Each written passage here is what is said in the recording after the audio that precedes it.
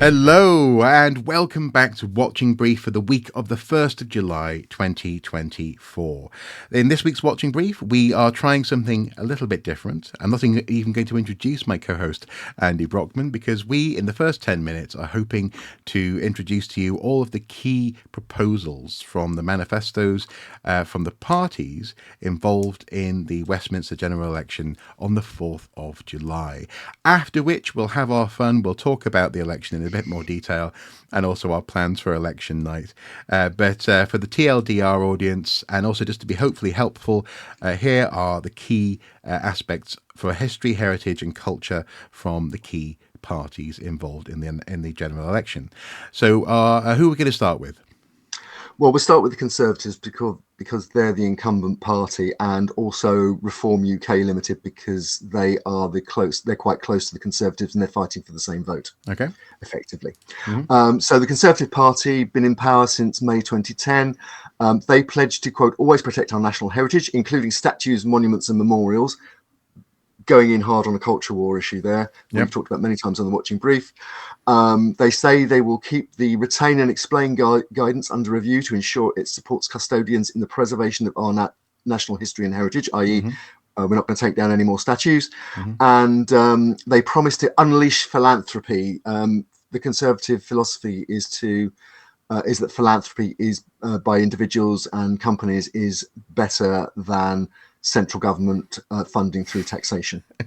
Can I just say waterways? Just leave it there. Private companies. Yeah. They promised to launch a Seaside Heritage Fund to support seaside heritage and to support our, quote, world-leading creative industries.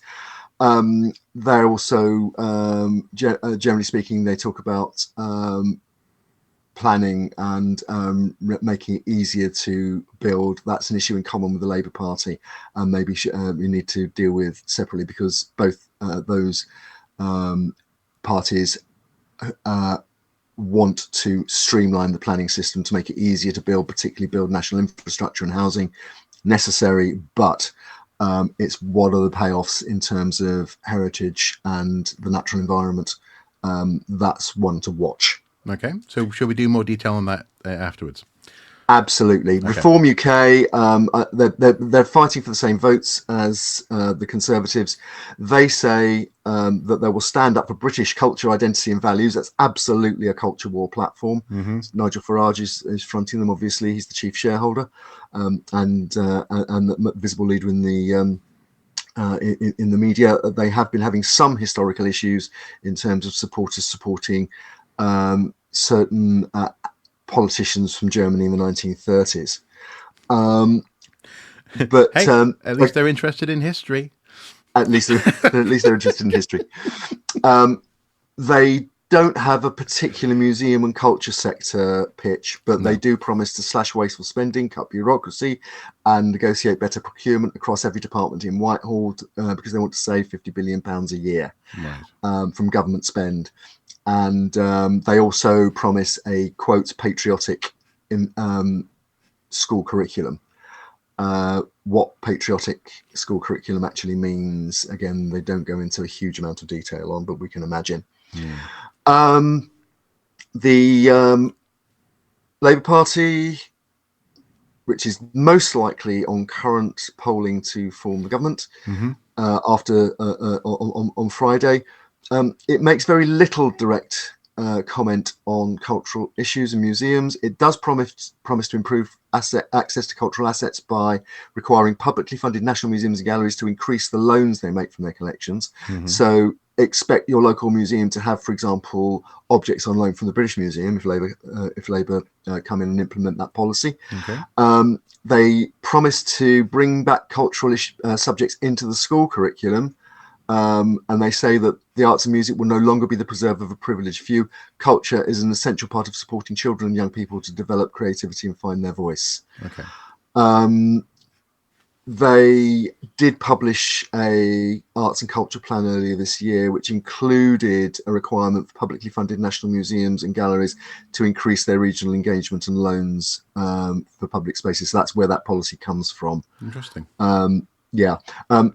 Interesting as well in terms of museums being forced to, they claim, sell off artifacts that are too expensive to insure. That was an argument back in the time when Northampton Borough Council was selling off the Sekemka statue very controversially.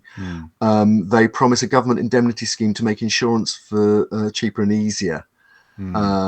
So that would hopefully undercut that excuse that local authorities use when they're trying to cash in on galleries, gallery collections. And interesting as well, it's a campaign that Dr. Ben Grosvenor has been running for a long time. Is to ensure that national museums and galleries allow everyone to download high-resolution images of works of art that are in the public domain, free of charge for non-commercial use. Yeah, that's a very good idea. Yeah. Yeah, okay. Absolutely. And it promises that it will work with organisations in the sector, and including the Arts Council, public funders, investors and donors, to create private finance models to attract funding from different sources into arts organisations to put them on a more sustainable footing. So it's a bit like the Conservatives going after philanthropy, really. Yeah. Next, the Liberal Democrats, broadly speaking, left of centre. The Lib Dem manifesto says that they will maintain free access to national museums and galleries and protect arts funding via the National Lottery. They say that the UK's rich and vibrant cultural heritage is a national treasure. Our creative and tourism industries contribute billions of pounds to our economy and employ millions of people. Everybody pretty much agrees on that. But they also make the point that the COVID pandemic hit culture and tourism businesses extremely hard. Absolutely so. The other parties don't talk about that in quite so much detail. And certainly we talked about the Heritage Alliance on the Brink report, which details the hit that COVID made on the heritage and archaeology sector in great detail, and said how some of it was so badly damaged it might not even recover without further government investment. They claim too that the Conservatives have actually inflicted more damage on the cultural sector by slashing funding for the art subjects in schools and at universities, and erecting barriers through the Brexit deal to prevent British actors and musicians and companies performing and touring in Europe. And they promise to invest in the next generation of talent. Okay. The Green Party, they say that arts, culture and sports are central to people's mental and physical well-being and to thriving communities, and they make a huge contribution to the UK economy. This is all motherhood and apple pie, but pretty much all the parties would agree on that. Specifically, the Greens promise a £5 billion investment to support community sport, arts and culture. They particularly want to keep local sports facilities, museums, theatres, libraries and art galleries open. And they say thriving. That's again because there's been a huge hit on local provision because of central government cuts to local authorities who run them. Yeah. Interestingly, they also say they would remove VAT on tickets for cultural activities, which would be everything from a theatre performance or a gig to a paid exhibition at a museum, say for example a big one at the British Museum, or even a smaller local one where you have a ticket price. 20% of the cost goes to the government at the moment on VAT. The Greens would take it away. Interesting. And last but certainly not least, Plaid Cymru, the Scottish National Party and the regional parties in the north of Ireland. Plaid, the most eye-catching cultural commitment from Plaid is to ask for the for articles that came from Wales, such as the mould gold cape, to be returned to Wales, and for that principle to be applied to other artefacts which were removed from their country of origin. Parthenon marbles, we're looking at you. They also say the arts are for everybody. They talk about funding for the new generations. They talk about access in the same way that all the other parties do. And they talk about the better promotion of Welsh culture and heritage, including a football museum for Wales in Wrexham and a new National Gallery of Contemporary Welsh Art. The SNP don't have much specifically cultural in their manifesto. It's mostly to do with economics and supporting people in the cost of living crisis, plus obviously campaigning for more devolved powers for Scotland, which will obviously include these kind of spends. And finally, in the north of Ireland, you maybe have a comment to say. You've got skin in that game. Yeah, well, in Northern Ireland, obviously, Mrs. Soup is from Northern Ireland, and her family are still there, and they actually pretty much agree with a BBC News article that I'll share below that says that Northern Irish party manifestos for Westminster elections are a little bit like confetti. They are launched to great fanfare, but they land and are quickly forgotten about. That said, though, the Westminster manifestos this year, broadly speaking, fall down party political lines. So, for example, Sinn Féin want to promote what they see as Irish identity within Northern Ireland, etc., etc. So they have their interests, but they're less likely to impact UK policy as the policies in particular of the Labour government are. Links to all the relevant manifestos are below, and I think we've just rushed through that in record time. Well done, Andy. You've got the edit to do, mate. And breathe. We can now slow down a little bit and talk in slightly more detail about what's happening in Britain this week, or in the UK this week. We are, as I say, in the midst of the general election, 3 days away on July the 4th. And we are both looking forward to it, Andy and I, it's fair to say. After observing 14 years of a certain trajectory with the Conservatives in terms of heritage, history, culture, and related issues, the environment as well, it's going to be interesting to see what happens next. And this excitement, this interest, I think we've seen most recently summed up effectively by John Oliver. People will likely have seen, especially if they're not in the UK, probably have easier access to a monologue that he did on his show, where he was just laying out the idea of 14 years of decline. He used very colourful language. I think he was saying what was the one that we could possibly say, do you think, on? Well, put it this way. If you haven't seen it yet, imagine an obituary written about you by somebody who really hates you. And this was the sort of political obituary for the Conservative government, as written from the point of view across the Atlantic by John Oliver, who's a brilliant comedian and satirist and producer. He ended up a 15-minute monologue, which actually was about all the British political parties and the whole British general election campaign in its context. But it naturally ended up with the current party of government, who he's no fan of, and that was no secret. So what you have to imagine, and again, do look it up on wherever you can find it. I think you found it on Daily Motion. Daily Motion. Yeah, I found it in sort of episodes on Twitter, and there's a full transcript around online as well if you Google for it. But it ended up with him reenacting Rishi Sunak's announcement of a general election. So he sat there at his studio desk as they turn on a rain machine, and he lifts his arms up to the heavens and invokes Britain's Independence Day, referring as the chance for the British people to wash themselves clean of the Conservative Party.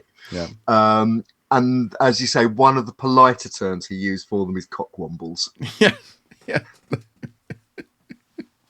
So I should explain to people outside the UK, or even perhaps people inside the UK who don't know this thing exists, because of the Representation of the People Act and the very strict rules on broadcasting during a general election period. The Sky, who would normally broadcast Last Week Tonight, John Oliver's show, which is actually made by HBO in New York, but Sky didn't broadcast it this week because I think, with the best will in the world, it wasn't compliant with broadcasting rules. It was absolutely partisan, as well as being very, very funny.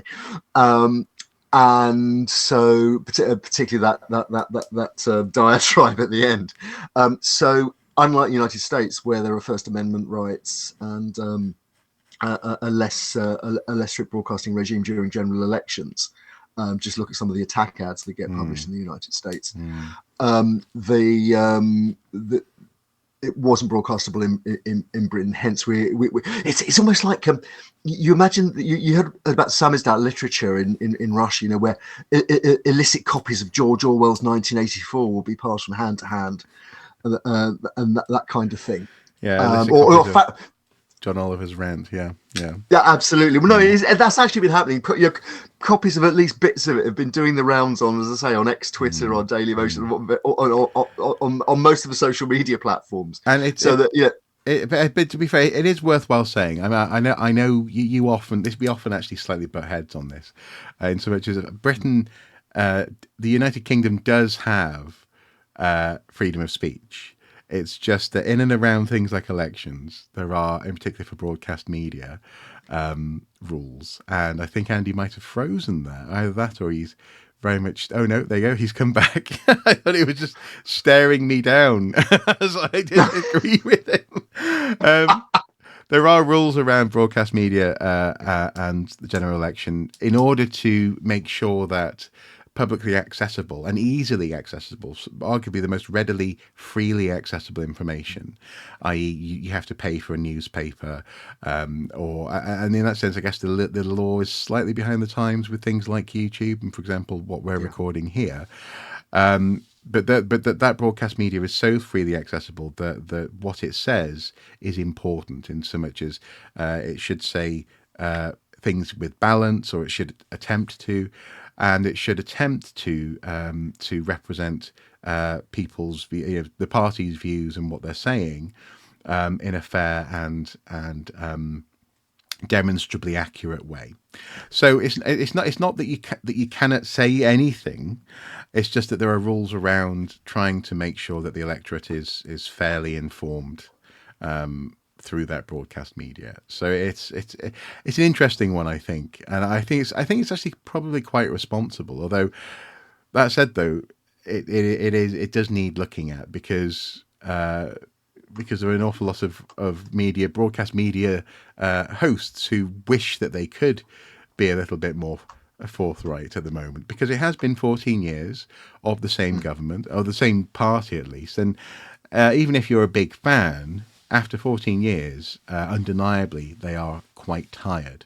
And so an awful lot of people are excited about the prospect of change, even if that change intrigues and or possibly even concerns them. There is an excitement there.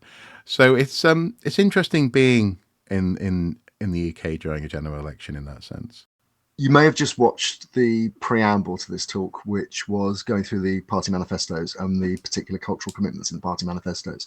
And I hope we did that absolutely straight for information purposes. Mm-hmm. And something I'm always conscious of working in a sort of journalistic environment. It's a discussion that goes on a lot in journalism. It's when does reporting become opinion and vice versa? Mm. And the rule of thumb is that when you report fact, and when you state an opinion about that fact, you state very clearly for the audience that it's an opinion. Mm-hmm. So we've moved on now to the opinion part. Okay. We touched on planning. You said the Conservatives and Labour were both thinking about looking at planning reform potentially. Now, this is something that I was talking to you earlier today on the phone about, in so much as actually we've had shots across the bow on this. In fact, we've had damn near shots at the waterline on this from the Johnson government, actually going all the way back to Cameron's government. In fact, there was planning reform. Johnson wanted to do more planning reform. Truss would have done it if she'd stayed here longer than a lettuce. And and Rishi Sunak, I think, had he not been, and this goes for Johnson as well, so distracted by other domestic issues linked with Brexit, linked with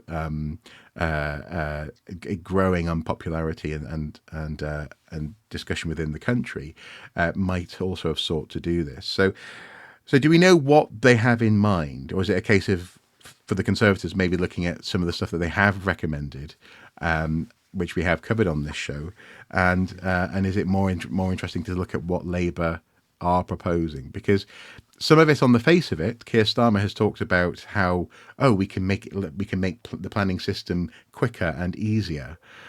Is that just another word for getting rid of, for example, heritage protections? Well, we've had a certain amount of clear steering from the top of the Labour Party. Ah, they mean Keir steering. I see what you did there. Yeah, Keir Starmer being the potential new Prime Minister, folks. Yeah.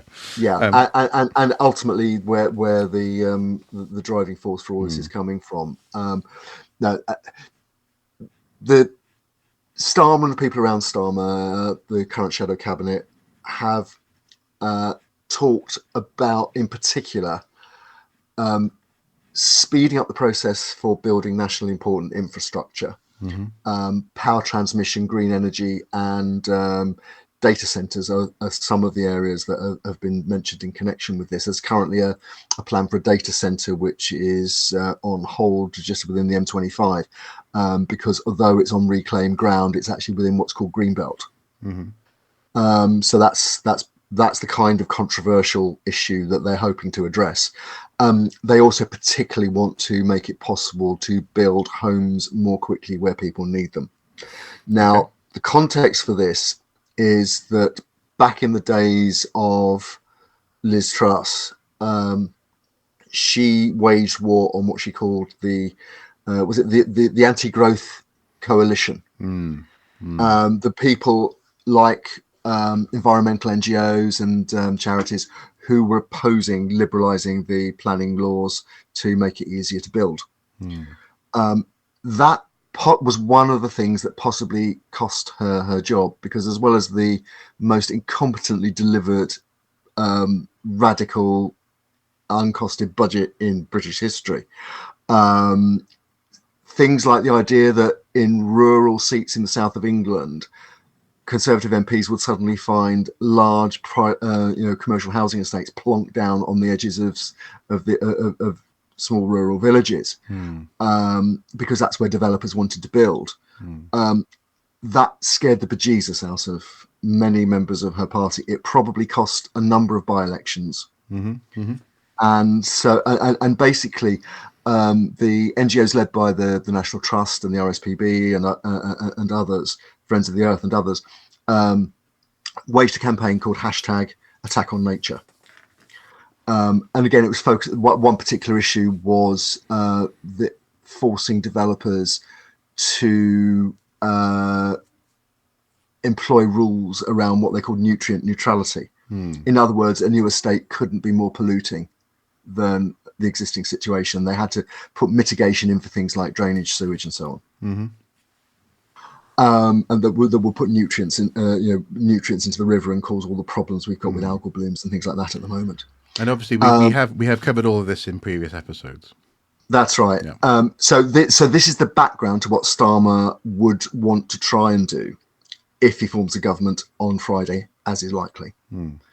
Now, he says that they're going to make planning quicker and more effective, that they're going to make it quicker by, for example, properly resourcing and recruiting planning officers to local government, which is where most of the decisions lie. Okay. And that would, if that plan works, it would speed up the planning process, which is part of the issue. They also talk about dealing with issues like land banking, whereby a developer buys a piece of land, lets it increase in value without building on it, and then sells it on at a profit without ever having built anything, to somebody else who can then sit on it until it makes an even more profit. Yeah, that kind of practice. Also, particular kind. They talk about reimposing targets that the Conservatives removed on local authorities. So assessing how local populations are growing and how many houses therefore are needed to house that population. And then they also talk about things, and this is where it gets really contentious. I mentioned the issue of the M25 data centre in the so-called Greenbelt. Greenbelt was created under the Town and Country Planning Act just after the Second World War, to prevent our large urban conurbations sprawling any further. Critics of the Greenbelt say it's too restrictive, and in fact it includes a lot of low-grade land that could be built on, like, for example, former brownfield. Yeah, it just happens to fall within industrial sites, this kind of thing. Yes, former industrial sites, brownfield. Yeah. everybody pretty much agrees now that although planners should adopt a brownfield first, i.e. you don't build on greenfield, countryside, farmland, whatever, if you have an alternative. Now, there's a broad agreement that brownfield first isn't enough, won't supply enough land to supply the kind of levels of housing that are needed, particularly in certain areas that are growing fast, like the southeast. Yeah, okay. But obviously the southeast, Kent County I come from, it's just down the road from me here in southeast London, previously known as the Garden of England. But there are many local rows now about the way towns like Dover, Margate, Ramsgate, and the towns on the Isle of Thanet are expanding into local farms. And even what's called Grade A farmland that should be being farmed. Many people would argue. I should say as well, there is very little discussion of this in any of the archaeological social media or media. Yeah. I mean, I was going to bring us on to that, but yes, absolutely. It has been unfortunate that, for example, you looked at the was it the Council for British Archaeology's Twitter feed? Prior to recording, and just to cover ourselves, from a cursory glance of their social media feed throughout the entire general election period, the past several weeks, there's been nothing to do with the general election, or indeed even acknowledging that there is a general election happening. Now, I have highlighted this satirically in a short video on YouTube and also on TikTok, by contrasting that approach of being quiet, essentially, and hoping that that you don't offend anyone, presumably with power and with budgets, with their fingers on the purse strings for budgets, with the approach of other charitable organisations. Often the excuse from, for example, the Council for British Archaeology is that they're a charitable organisation and they don't want to jeopardise that by being too political. Well, I was out shopping the other day and saw in the window of the Marie Curie Cancer Research charity shop, front and centre in the window was a poster saying, "This election, help us tackle these key issues. Too many people are dying alone, too many people are dying in pain, so on and so forth. Here's a link, go and sign this petition, help us to lobby the government, help us to lobby the new government." Being a charity, or even being a small, relatively niche interest, shouldn't stop you from commenting on general elections, on what politicians are doing, even in the middle of a government term. And yet, as you say, there's been very little said on this issue from key institutions. I mean, are we sort of at a point where I need to stop, possibly, and maybe you need to stop expecting anything from them in that context? Because we've sort of gently highlighted this over the past couple of weeks and been hoping that someone would pick up the ball and run with it, but no one is. Is this just is archaeology just underrepresented compared to, for example, countryside, nature, and the natural environment? That's a tricky one. I mean, obviously, we're not inside the heads of Neil Redfern, who runs the CBA, of the senior officers of the Federation of Archaeological Managers and Employers, the Chartered Institute for Archaeologists. There is a general. I think we've seen it in the way, in the reaction to the issues around pay and conditions. Some, at least in the senior leadership of our sector, are terrified of appearing political. And they claim it's a legal issue. People say, "Oh, well, we're a charity, we can't be political." There's a technical term for that, and it's bullshit. The Charities Commission recently clarified that it is absolutely within the law for a charity to campaign in a non-party political way to pursue a policy objective that is in accordance with its constitution and its charitable objectives as set down. That's exactly what the Marie Curie charity was doing in the example you cited. Their issue is end of life care, and they were asking for end of life care to be improved. That is absolutely legitimate. Nothing wrong with that whatsoever. And they're not telling, as I say, anyone who to vote for, how to vote. It's campaigning for your charitable cause. Someone suggested that they had seen similar issues from their educational institution, and I asked the question: is it laziness? Is it? This is slightly provocative language. Is it spinelessness? Is it people being ignorant of what you can do with charitable status? Is it received wisdom? So maybe their boss said, "Oh no, we cannot do this. We do not do this. We should not do this." Is it all of the above? I think the ignorance can only go so far, because people keep on, like me and you, keep on saying,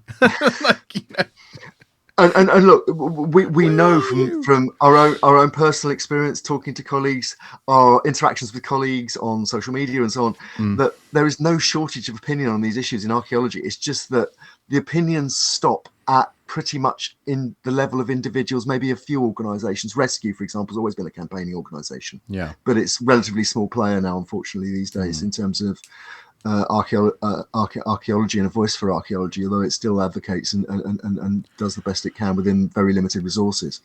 So to put it more positively, then, rather than me saying should we just stop expecting anything from your Neil Redferns, for example, head of the CBA,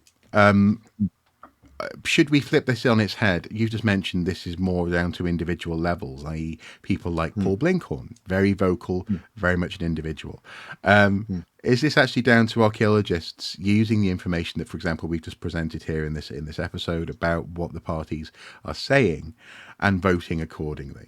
Should archaeologists be voting not as a block, not being told what to vote for or how to vote, but rather be voting on the issues because those issues are only going to be steered by their vote as opposed to by the professional bodies who claim to represent archaeologists? Look, that's a really interesting question, and I'm not going to point fingers at Neil Redfern or anyone else that that might be caught up in this kind of discussion on this issue at the moment.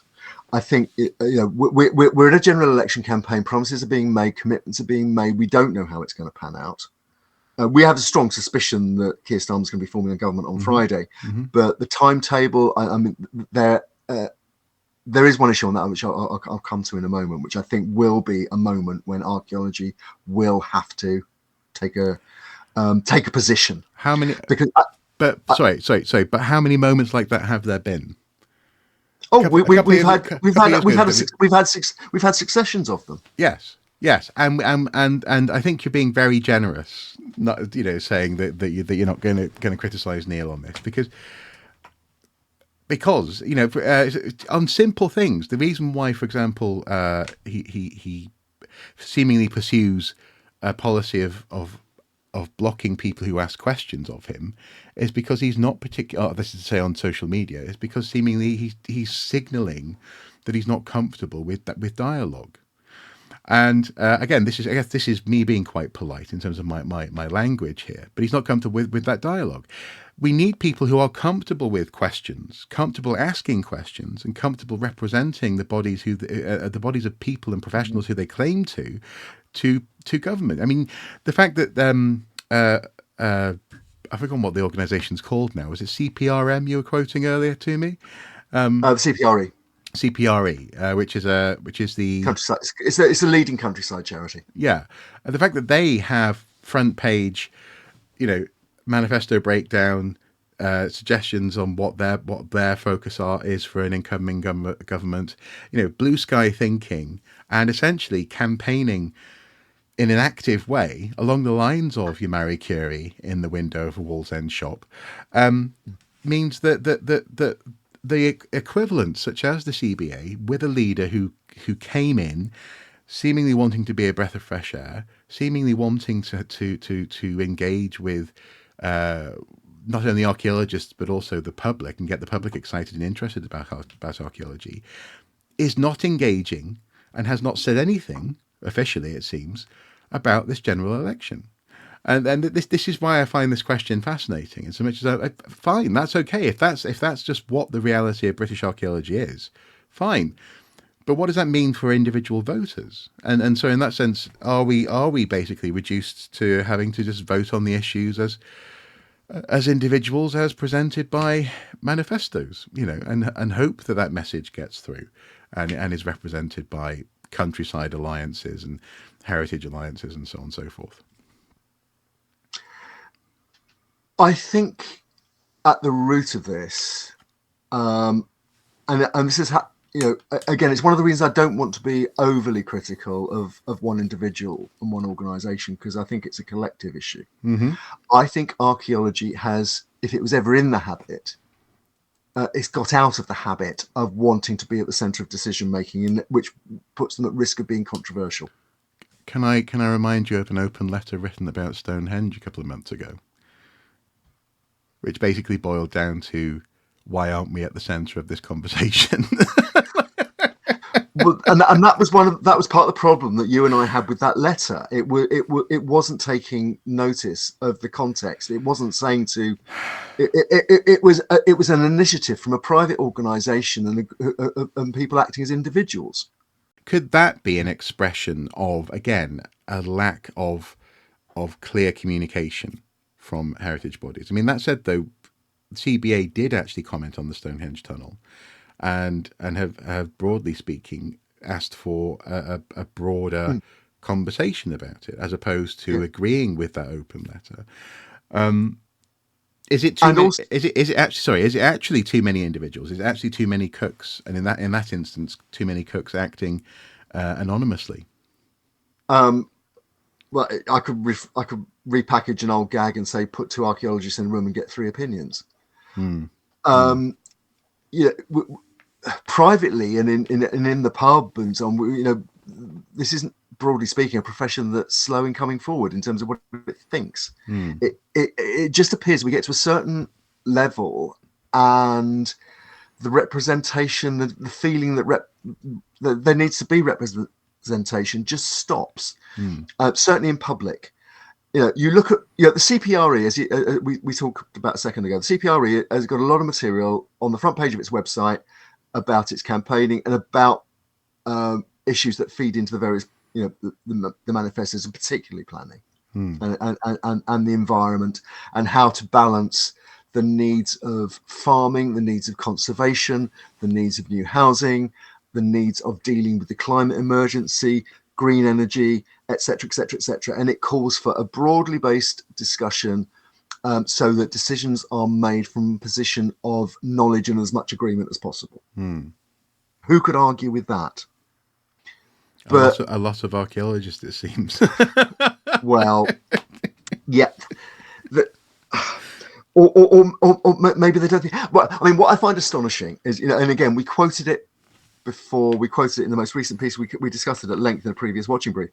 The On the Brink report from the Heritage Alliance, a very well written, very cogent, absolutely timely report that couldn't have been published at a better time for feeding into the debate of a general election. And I think I looked at on the CBA's Twitter feed, it's mentioned once.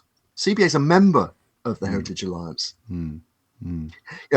It's there. It's there, folks. Go and look at it if you want to. We're not going to campaign on it. We're not going to push it. We're not going to tell our members to go and read it. We're not going to tell our members to forward it to their local MP.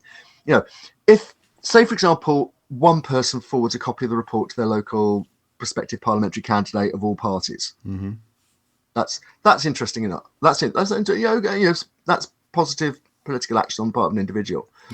If that same prospective parliamentary candidate gets the same report sent to them by 100 local people, that's a darn sight heavier. But how's that going to happen unless it's sort of prompted, coordinated? It's there's, and again, we can talk about lack of resources, and we've heard it we've heard this from people who will be, oh, we're a small sector, we're a small voice.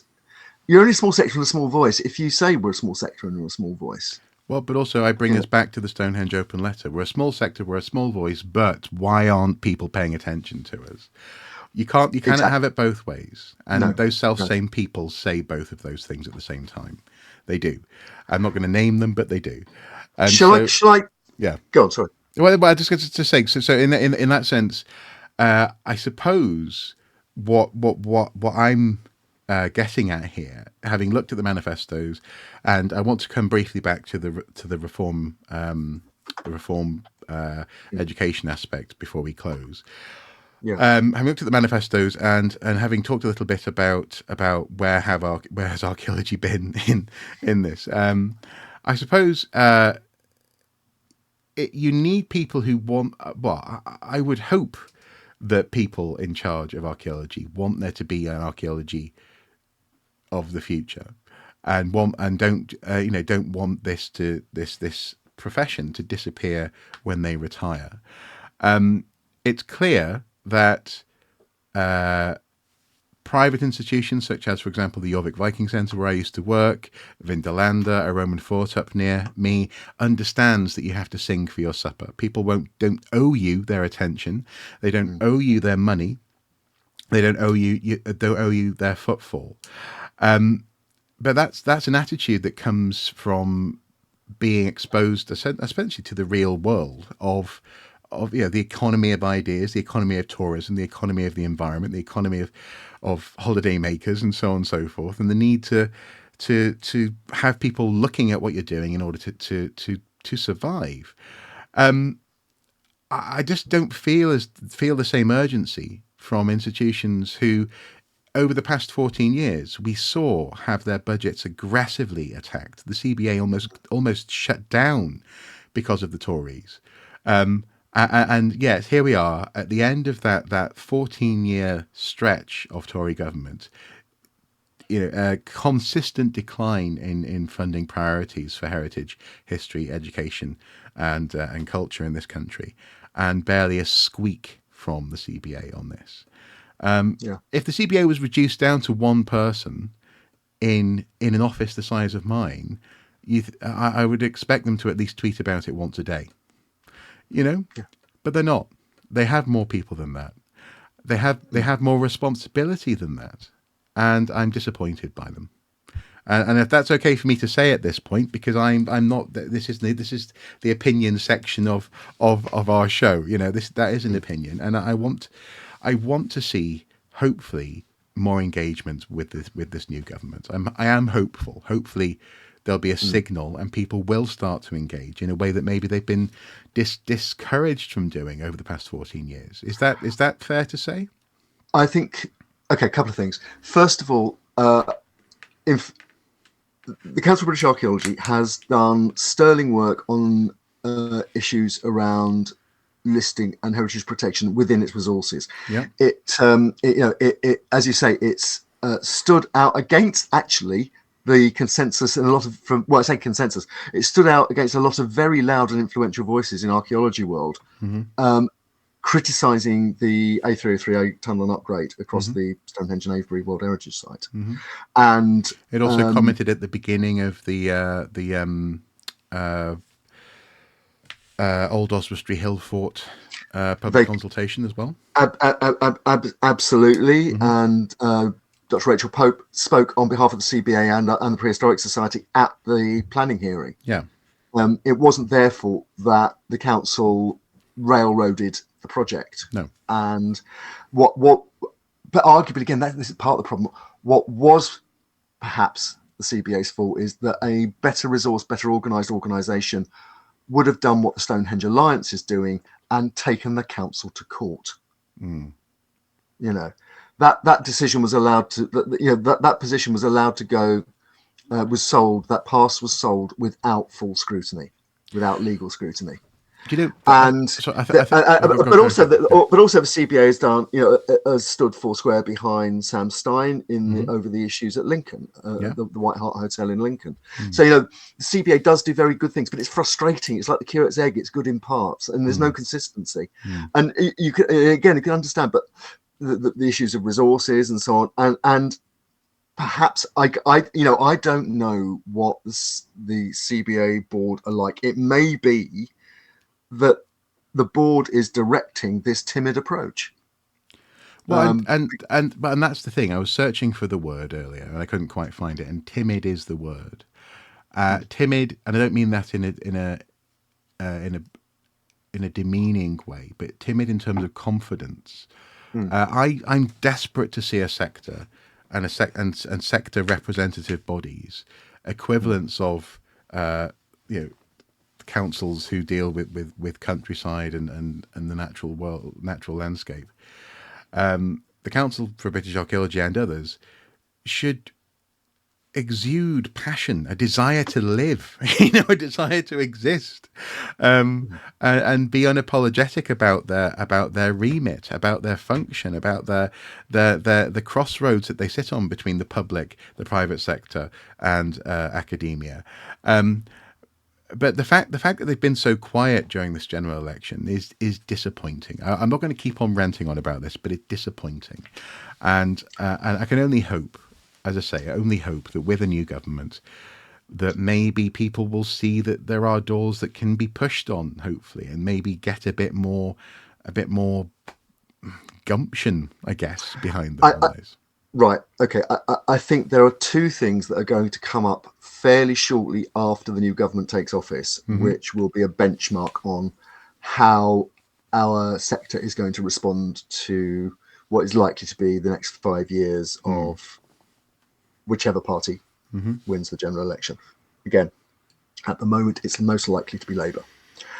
One is that the Stonehenge Alliance published just a few hours ago, in fact, that the case of the A303 upgrade and tunnel is back in court, possibly on the 15th, maybe the 16th of July through to the 18th, where they're appealing the green light that was given to the project by Marc Harper, the Transport Secretary, outgoing Transport Secretary.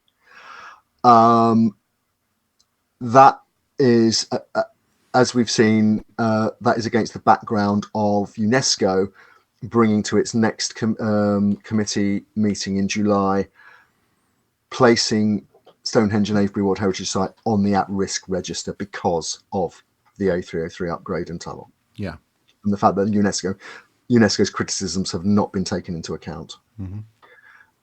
Now that issue divides archaeology. Some people are 100% behind the project for reasons that they can explain. Others are 100% against the project for reasons that they can explain.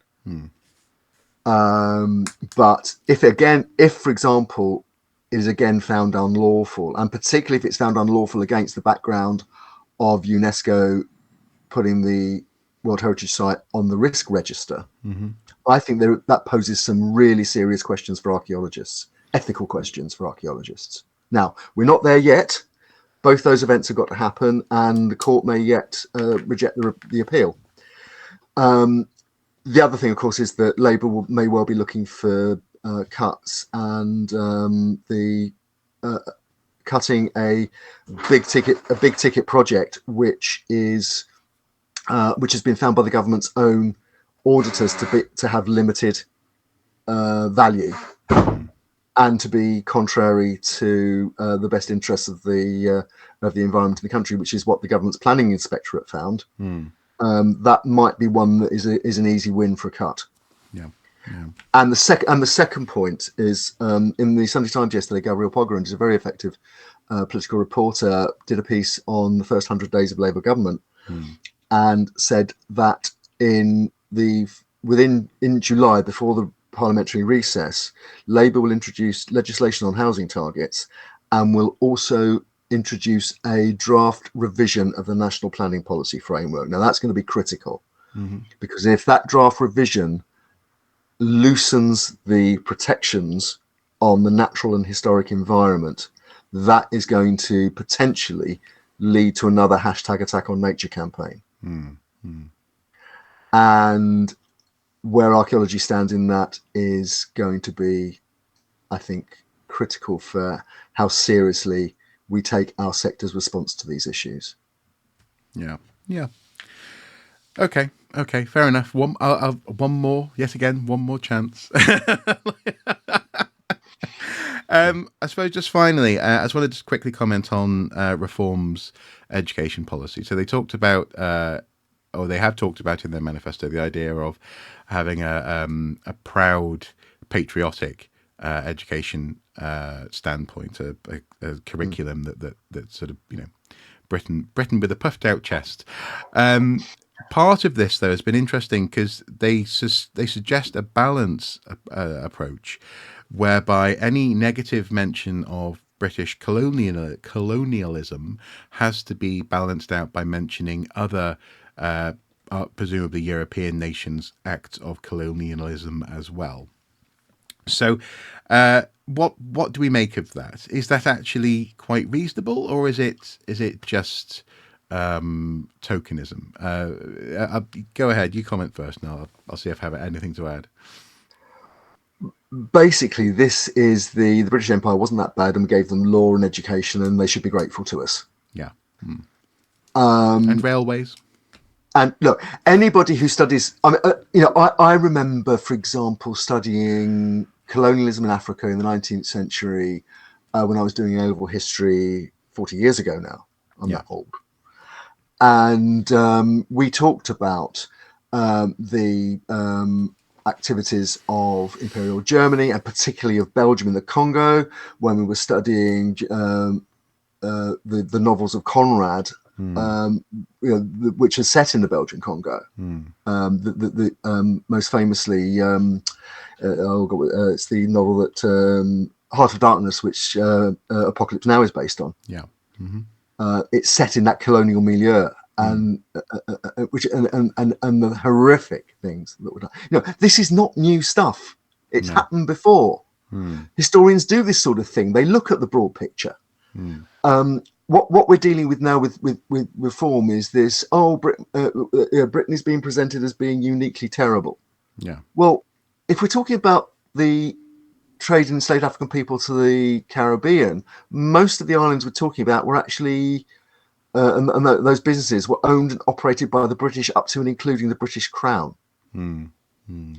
So it's not fake history or we're uniquely terrible. Yeah, we did some terrible things and we ought to know about them, and certainly ought to discuss them. And it's not, demeaning a beautiful, Palladian country mansion to know that it was paid for by a plantation on Jamaica. It's putting it in context. Yeah. Okay. Fair. Yeah, but in that sense, I've had very little to add. I suppose the only thing I would say is that actually, in the same way, you can't. You also aren't denying, for example, the wonderful stuff that was done, say, by William Shakespeare, to acknowledge that economic context, the ability for society to produce and to tolerate the production of these wonderful plays, was down to the fact that there were plantations in Virginia, tobacco plantations and stuff. Yeah, money was coming in because of that. So you have the great stuff. You also have the other stuff, and I think it's disingenuous to say that and this is arguably part of the problem that we've got into. This is a very big conversation about, for example, the BBC at times, is the idea that there's always balance to something, that you can always find an equivalent to counteract a point made by someone else. Whataboutery. Yeah, whataboutery. And sometimes it's okay not to always have a what about. Sometimes you can just say, well, this happened. What are we going to do with that knowledge? How are we going to be better as a nation moving forwards? This kind of thing. Yeah. Absolutely. Just to wind up the conversation, Mr. We've gone to some pretty heavy places, and politics we can take politics very seriously. But going back to the John Oliver principle, now I understand that you and Mrs. Super are escaping in your van for the week, but are you going? Are you going into an election purge, or are you going to be hiding from what happens on Thursday and Thursday night into Friday, or are you are you making arrangements so that you're included in this what could be a sort of almost a generational change in British politics? Yeah, like an alcoholic sort of fountain around, across the country. So first of all, we booked it before the election was announced. So we're going away for a few days, just to somewhere in North Yorkshire. We won't be out of signal, I don't think, anyway. We'll be able to stream and watch things. And even Mrs. Soup, who normally just goes to bed sometimes before even the exit poll is announced at around 10 p.m., even Mrs. Soup is like, I really want to see some of this. So we're probably going to go to bed around 8 o'clock. And then we're going to wake up maybe about 2 or 3 and then just watch it all just coming in. And the thing is, though, what obviously there's a question about drinking games. Do you take a shot, or do you this kind of thing? But also as well, are we actually going to get what's called the Portillo moment? These sorts of moments where people look steely-eyed and quivering lips as they're being roundly kicked out of power, having done what often in a sort of in a sort of ignominious kind of way, but sometimes, as we saw at the by-election, actually some people just run off, don't they? We actually saw some candidates just not being on stage to hear that they've lost. Yes. What do you think we're going to get that, or do you think actually we're going to see for example, will we see a Liz Truss moment or not? Well, I mean, first of all, on drinking games, I think potentially, I wouldn't be surprised if the National Health Service issued guidance ahead of Thursday night to say basically moderate your alcohol intake because it's dangerous. It could get quite serious, but in terms of visits to A&E the following morning, I think if the polls are anything like indeed, the Tories may be obliterated, but don't obliterate your liver. Yourself, yeah. Exactly. Yeah. I mean, when it comes to Portillo moments, I was up for Portillo in 1997. Michael Portillo, the then Defence Secretary and potentially future leader of the Conservative Party, and not broadcaster going, putting on nice colour blazers to go on railway trips. Yeah. And in fact, we had, talking of alcohol, we had a bottle of Method Champenoise that was given to us by a family friend who lives in France. And we've been saving it for a special occasion. It survived even the birth of our son a few months before. And in fact, we opened it for Michael Portillo's defeat, which gives it... I think that... Let's see. I mean, I sitting across my desk here, I've got a copy of the New European newspaper, which the centre pages is a chart of every single Conservative MP, so you can cross them off as they're defeated. I'm going to have to go and get that now. Yeah.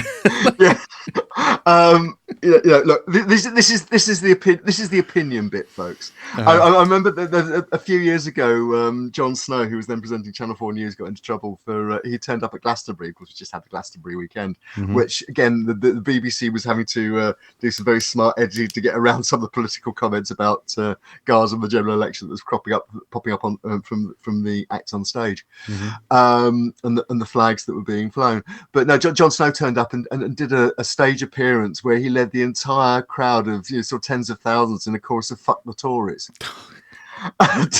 Yeah. Do you know, that's literally what came, not that version, but this has become very popular once again, where it's just da da ba ba ba da, that kind of thing. And it's where's Jeremy Corbyn? Yeah. Well, where's Jeremy Corbyn or Jeremy Corbyn for people who were supporters. And then when I went and covered the pro second referendum demonstrations, which Labour Corbyn conspicuously wasn't supporting, it was turned around. It became "Where's Jeremy Corbyn?" in a very sort of satirical and annoyed sort of way. But no, it has been F the Tories again, so it's come back. Yes. So yeah, that's strictly opinion. Yeah, exactly. But no, it's going to be interesting, and it. As I say, you can vote for who you want to vote for, but undeniably, what we're going to have is a new government, and it's going to Yeah. be interesting to see what shape and form that takes. It could be, I mean, of all things, it's possible it could be a weird conservative coalition with some other group. So in that sense, They haven't got any friends. There's nobody that will have a coalition with them. that's like Gollum. That's like Gollum. You haven't got any friends. No, the You're a Lib Dems tried murderer. No, famously, the Lib Dems tried a coalition with them in 2010 and got wiped out in the next election, and they're not going to do that again soon. They've only just started to recover, really. Yeah, exactly. But so you're undermining my neutral point here. Whatever the color, whatever the stripe of the new administration, is going to be new, and they're going to have to deal with the last 14 years. They're going to have to deal with what's happening in the world at the moment. We're going to have to deal with a new US president in the new year. Who after last week is looking more likely to be Donald Trump than Joe Biden, unless they come up with a turnaround or a new candidate. Who can say? But that's the point. The world is as ever unpredictable. We don't know what the future holds, but it feels particularly intense right now, and I just want to see our beloved sector, archaeology, history, and heritage, doing what it can to get what it can in order to serve how it can. I think, because I think having a sense of history and a sense of who you are and a sense of genuinely how who you are has interacted with the world and how the world interacts with you can help in these big conversations about national identity, about the political trajectory of a country as well. So I want to be present. I want to see our representative bodies present as well, and that's really what this episode's been about for me. Any final points, Andy? I'd agree with all of that. I'm going to go slightly further than you. Mm-hmm. Although actually you're going to have the last word, so you may catch up with this as well. But I edit a news site, and I, as I said at the beginning of this, I do separate opinion from factual reporting. Not always, perhaps successfully. Opinion from fact. But yeah. No, it's the legitimate way to do it. You don't smuggle in your opinion into your news reporting by editorializing, by selectively editing the evidence that you report and that kind of thing. Mm-hmm. But on this occasion, as we've seen, it's traditional for news outlets to endorse one or other or none political parties. Just this weekend, we've seen the Financial Times endorse Labour, and yesterday, Rupert Murdoch's Sunday Times said that basically the Tories had run out of road, as he said, and it was time to give Labour a chance as the only other party that's that's going to be able to form a government.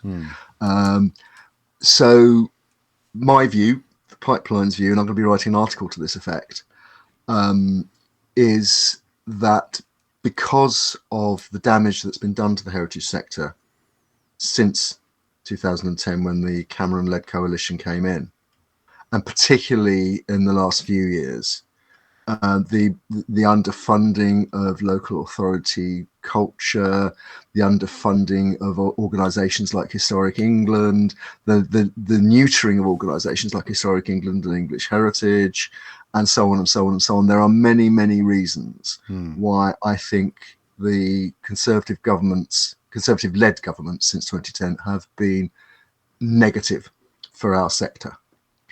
And that leads me to suggest to anyone watching this, when you're making up your mind how to vote, I would urge you to consider voting tactically, so that if you're in an area where there's a Conservative MP, vote for the candidate who is most likely to defeat them. And if you're in an area where the most likely winner is Labour, I think you can support the Labour Party with a clear conscience. And the danger is complacency. The polls are still pretty volatile. There's still a lot of don't knows out there, and what we need more than anything, I think, is clarity and clean start and change. Okay. Well, I won't add to that. I'm just going to go. Fair enough. Interesting. Okay. Cool. And that's a fair stance. I suppose it's a fair stance because when people tell you who they are, you should believe them. And in that sense, we've had a 14-year track record to understand who the Tories are, and what they might want to do next. Thank you guys so much for watching. Thank you for listening. Thank you for indulging and hopefully joining us in a little bit of slightly delirious laughter at the end of this 14-year block. And do please comment below the line. Yes, Tell us what you think about what we've been talking about. Whether you've got a different opinion, that's what this is all about. It's about sharing opinions, making them, making a point, getting other people to agree or disagree with you, but at least engaging in the process. Absolutely. Feel free to support us on Patreon and also to check out Andy's coffee account. Buy him a coffee, beer. buy him a beer, buy him a new biro. Whatever it is, feel free to support us in that way. Your support is welcome, but also actually very necessary, I think. Until next time, until next government, do take care, everyone. Bye-bye. Bye-bye. See you on the other side.